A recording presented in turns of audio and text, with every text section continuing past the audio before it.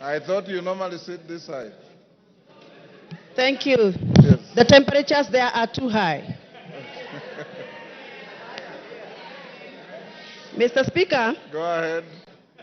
I rise to defend the Deputy President Rigathi Gachagua against what I am calling mob justice, a process that has not given him the right of reply, a process that has gone on, presented some fact charts to the villages, and disseminated information to the members of public without giving him the opportunity to defend himself.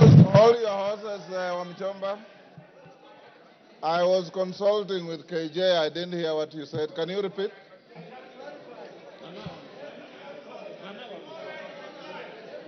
Can you repeat what you said? I can't hear you, Mr. Speaker. Repeat what you said. I didn't hear. I was consulting with Honorable Member for Dagoretti.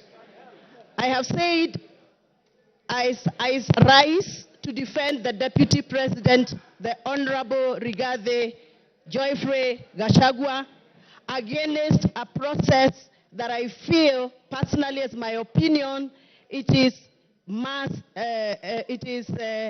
mob justice against the Deputy President because he has not been given the right of reply before we went for public participation. That is what I've said. Honorable Wamuchomba. According to the standing order here. Honorable Wamuchomba, that is neither factual nor legal because the Deputy President is appearing before this House at 5. So be factual. Mr. Speaker, yes. Please allow me to execute my point, then you can guide. Procedurally, Mr. Speaker, the fact sheets that were distributed in our constituencies had allegations that were read out to members of public as facts. So to me, the fact sheets that were distributed in our constituencies were fact sheets that were communicating facts.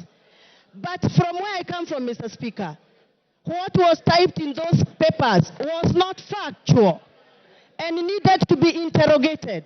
And I'm glad that the Deputy President is appearing in an hour's time here to come and clear the air.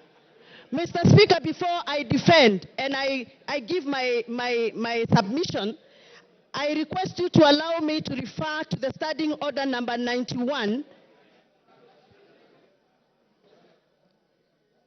on responsibility for statement of facts.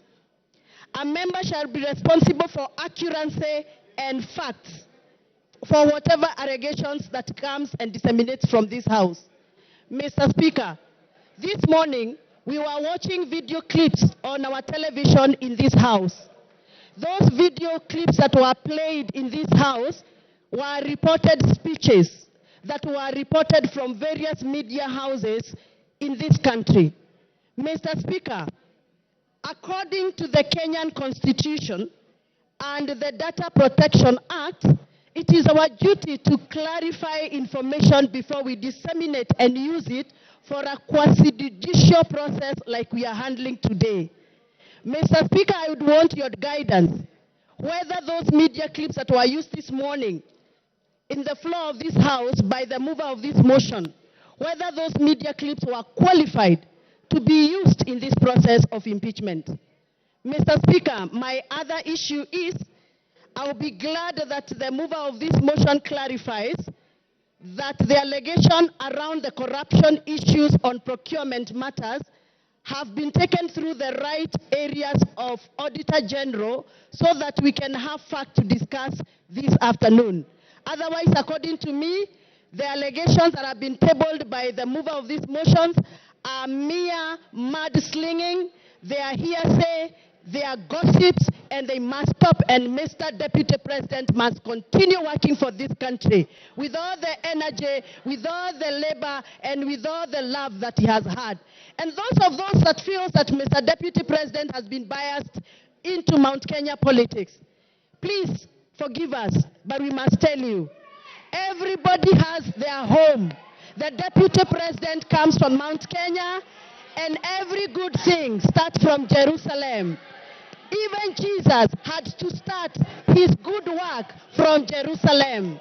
We are the Jerusalem. We shall continue allowing the Deputy President to do the work he's been doing in Mount Kenya, even as he tries and attempts to work in other parts of this country.